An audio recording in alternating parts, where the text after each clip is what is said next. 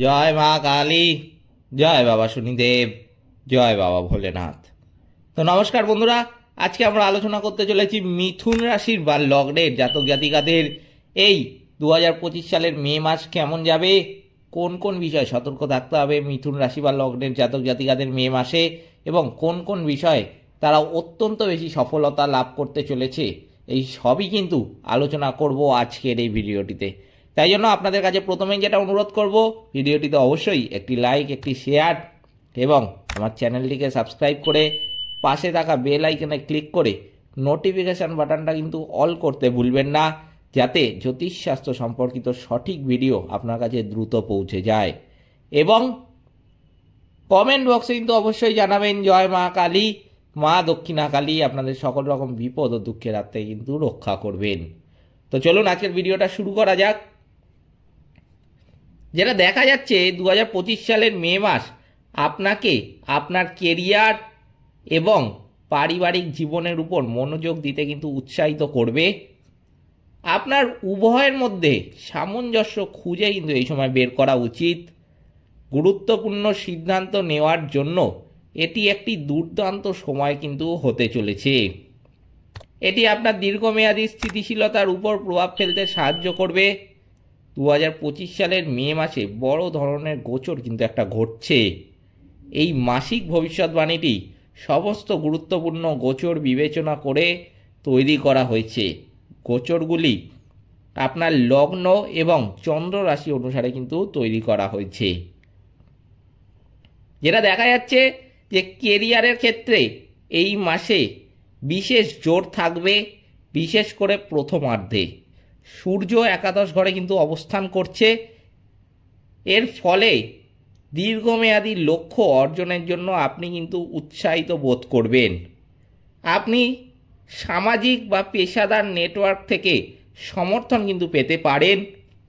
দলগত কাজ, নেতৃত্বের ভূমিকা এবং কর্মক্ষেত্রের স্বীকৃতি অত্যন্ত অনুকূল কিন্তু এই সময়। মাসের শুরুতে দশম ঘরে বুধের গোচর বিশ্লেষণাত্মক চিন্তাভাবনা যোগ করবে। এটি কৌশলগত পরিকল্পনায় সহায়তা করতে কিন্তু পারে। 7ই মে থেকে বুধ একাদশ ঘরে সূর্যের সাথে যোগদান করবে। এটি আপনার নেটওয়ার্কিং ক্ষমতাকে কিন্তু আরও শক্তিশালী করবে। এটি বন্ধু বা যোগাযোগের মাধ্যমে ভালো সুযোগ কিন্তু বয়ে আনবে। দশম ঘরে শুক্র এবং শনি আপনার পেশাদার ভাবমূর্তি কিন্তু উন্নত করবে। আপনি সৃজনশীল বা সেবাভিত্তিক ক্ষেত্রে ভালো ফল কিন্তু করতে পারেন। তবে 15ই মের পরে সূর্য দ্বাদশ ঘরে গমন করে, এর ফলে আপনি নিজেকে পটভূমিতে কাজ করতে দেখতে পারেন। আপনি এমন ভূমিকা কিন্তু নিতে পারেন যার জন্য গবেষণার নির্জনতা বা আধ্যাত্মিক শৃঙ্খলা কিন্তু প্রয়োজন। 14ই মে আপনার প্রথম ঘর থেকে বৃহস্পতির গোচর আপনার পেশাগত এবং ব্যক্তিগত জীবনে একটি গুরুত্বপূর্ণ কিন্তু মোড় নেবে। আত্মবিশ্বাস এই সময় অত্যন্ত বেশি পরিমাণে কিন্তু বৃদ্ধি পাবে এবং নতুন দরজা খুলে যাবে। আপনি আরও বেশি সম্মান, নেতৃত্বের সুযোগ এবং আরও আশাবাদী মানসিকতা আশা কিন্তু এই সময় করতে পারেন। 18ই মের পরে রাহুর নবম ঘরে গোচর বিদেশ ভ্রমণ, উচ্চশিক্ষা বা দার্শনিক সাধনার সূত্রপাত কিন্তু একটা করতে পারে। এটি আপনার দীর্ঘমেয়াদী কেরিয়ারের পথকে উপকৃত কিন্তু করবে। এরপর যেটা আর্থিক দিক দিয়েও দেখা যাচ্ছে যে এই মে মাসে আর্থিক ব্যবস্থাপনার জন্য সতর্ক থাকতে হবে। মঙ্গল আপনার দ্বিতীয় ঘরে দুর্বল। আবেগপ্রবণ বক্তৃতা বা ভুল সিদ্ধান্ত নেওয়ার দিকে কিন্তু আপনাকে পরিচালিত করতে পারে। আপনার ঝুঁকিপূর্ণ বিনিয়োগ থেকে এই সময় কিন্তু বিরত থাকা উচিত এবং অর্থ নিয়ে তর্ক কিন্তু এড়ানো উচিত। 14ই মে পর্যন্ত দ্বাদশ ঘরে বৃহস্পতি ব্যয় বৃদ্ধি করতে কিন্তু পারে। আপনি আধ্যাত্মিক দানের জন্য অর্থ ব্যয় করতে কিন্তু পারেন। বাজেট গুরুত্বপূর্ণ হয়ে উঠবে। মে মাসের মাঝামাঝির পরে বৃহস্পতি আপনার প্রথম ঘরে কিন্তু প্রবেশ করবে। এর ফলে আপনি আপনার সম্পদ এবং সিদ্ধান্ত গ্রহণের উপর আরও ভালো নিয়ন্ত্রণ কিন্তু আনবেন। আপনি আত্মপ্রচেষ্টা, আত্মবিশ্বাস বা খ্যাতির মাধ্যমে লাভ আকর্ষণ কিন্তু করতে পারেন। 23শে মে বুধ দ্বাদশ ঘরে কিন্তু প্রবেশ করবে। এর ফলে আপনার আর্থিক যোগাযোগ কিছুটা কিন্তু বিভ্রান্তি আনতে পারে। অর্থ প্রদানে কিন্তু এই সময় বিলম্ব হবে। আপনার সতর্ক কিন্তু এই সময় থাকা উচিত এবং গুরুত্বপূর্ণ নথি বা চুক্তিগুলি দুবার পরীক্ষা করে কিন্তু অবশ্যই দেখা উচিত। 15ই মে ষষ্ঠ ঘরে সূর্যের দিক ঋণ পরিশোধের পক্ষে থাকবে। এটি কার্যকরভাবে আর্থিক বাধ্যবাধকতাকে কিন্তু পরিচালনা করতে সহায়তা করবে। এরপর স্বাস্থ্যের ক্ষেত্রেও যেটা দেখা যাচ্ছে যে মাসের দ্বিতীয়ার্ধে স্বাস্থ্যের প্রতি আরও মনোযোগ কিন্তু প্রয়োজন রয়েছে। প্রথমার্ধ আপনাকে উদ্যমী এবং সামাজিক করে তুলবে। এটি দশম এবং একাদশ ঘরে শক্তিশালী গ্রহের কারণে। তবে সূর্য এবং বুধ দ্বাদশ ঘরে গমন করলে আপনি ক্লান্ত এবং মানসিকভাবে অত্যন্ত পরিমাণে আমি কিন্তু বলবো ক্লান্ত বোধ করবেন। আপনার আরও বিশ্রামের কিন্তু এই সময় প্রয়োজন হবে। ঘুমের সমস্যা বা ছোটোখাটো অসুস্থতা কিন্তু এই সময় দেখা দিতে পারে। আপনার শারীরিক এবং মানসিক স্বাস্থ্যকে কিন্তু এই সময় অবহেলা করা একদমই উচিত নয়। 14ই মে বৃহস্পতি আপনার প্রথম ঘর থেকে গমন করবে। এটি সামগ্রিক শক্তি, আশাবাদ এবং উন্নত জীবন শক্তি নিয়ে কিন্তু আসবে।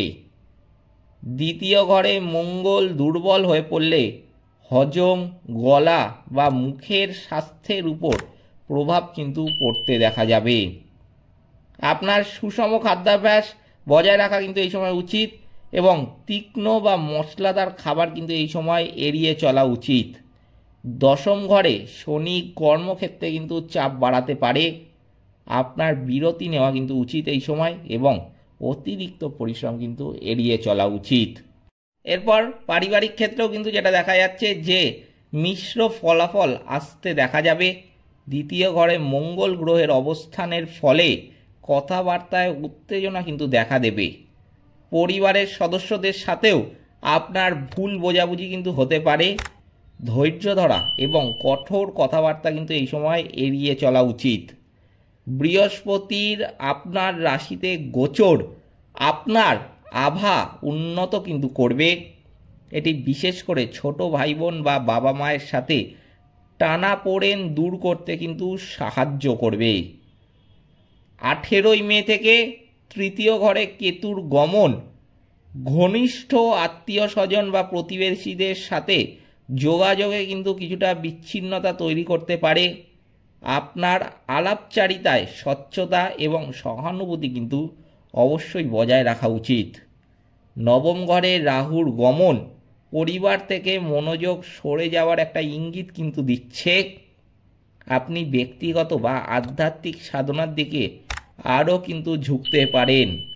সচেতন প্রচেষ্টার মাধ্যমে পারিবারিক শান্তি কিন্তু আসবে। আপনার এই সময় স্থির থাকা উচিত তাই জন্য এবং বোঝাপড়া করা কিন্তু উচিত। এরপর শিক্ষাক্ষেত্রেও যেটা দেখা যাচ্ছে যে মাসের প্রথমার্ধে শিক্ষার্থীরা শক্তিশালী গ্রহের সমর্থন থেকে কিন্তু লাভবান হবেন। একাদশ ঘরে বুধ এবং সূর্য বৌদ্ধিক স্বচ্ছতা, উচ্চাকাঙ্ক্ষা এবং প্রতিযোগিতামূলক মনোভাব বৃদ্ধি করবে। যারা প্রবেশিকা পরীক্ষার জন্য প্রস্তুতি নিচ্ছেন বা উচ্চশিক্ষার জন্য আবেদন করছেন তারা সাফল্য কিন্তু এই সময় পাবেন।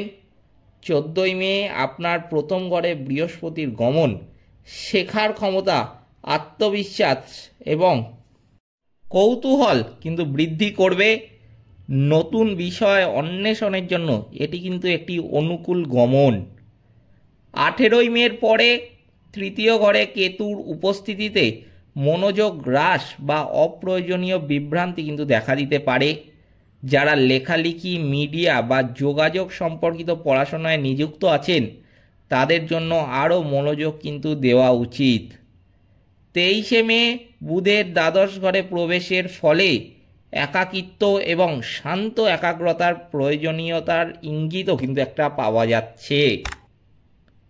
আপনার শৃঙ্খলা অনুশীলন করা কিন্তু উচিত এই সময়, এবং ট্র্যাকে থাকার জন্য বহু কাজ কিন্তু এড়িয়ে চলা উচিত। তাই জন্য আমি বলবো অবশ্যই কিন্তু কিছু কিছু ব্যাপারে সতর্ক থাকতে হবে এই মে মাসে মিথুন রাশি বা লগ্নের জাতক জাতিকাদের। আর কোন কোন বিষয়ে ভালো ফল তারা দেখতে পাবেন তা তো আমি বলেই দিলাম।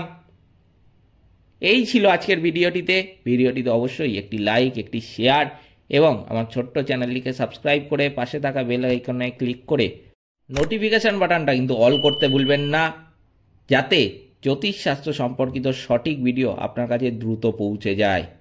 এবং কমেন্ট বক্সে কিন্তু অবশ্যই জানাবেন জয় মা কালী, মা দক্ষিণা কালী আপনাদের সকল রকম বিপদ ও দুঃখের হাত থেকে কিন্তু রক্ষা করবেন। সকলে ভালো থাকবেন, সুস্থ থাকবেন, নমস্কার।